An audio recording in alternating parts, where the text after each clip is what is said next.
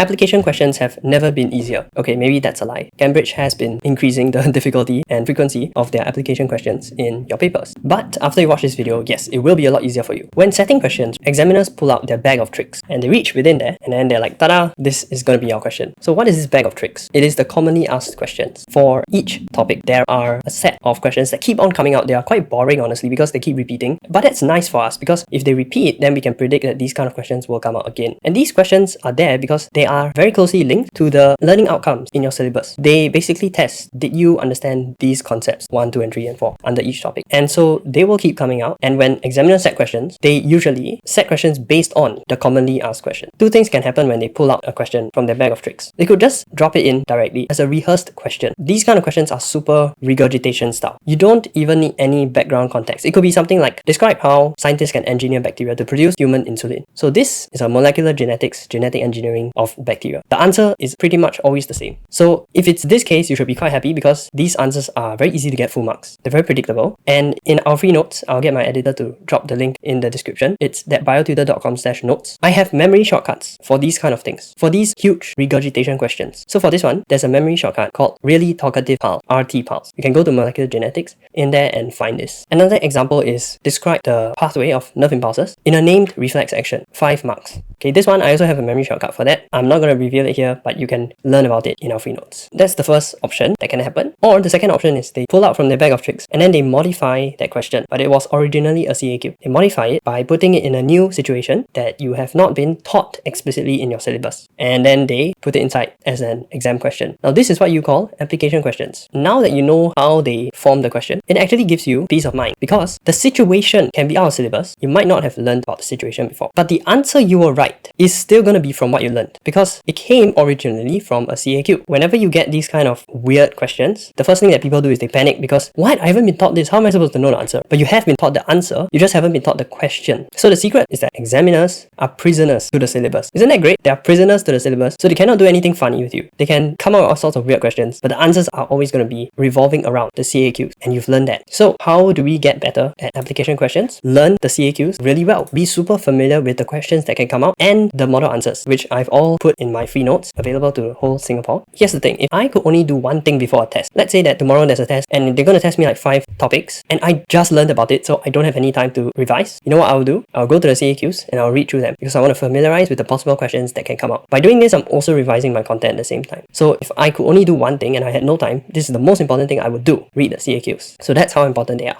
Next, if you want to improve further, you have to practice your skill by being exposed. Someone who learns how to fight will never be that good unless they actually practice with a real person, unless they actually spar or they have real experience compared to just with a punching bag. So if you want to get good at application questions, you can't just read the theory, which is reading through the CAQs. You also have to get real experience. Here's how to learn very rapidly and get experience very fast, especially if you don't have time. Here's what I would do. I would take out the assessment book and I would scan through the questions and I would look particularly for the application questions, especially open-ended ones. Then what I would do is I'll read the question and I'll think of the answer in my head. What would I say to answer that question?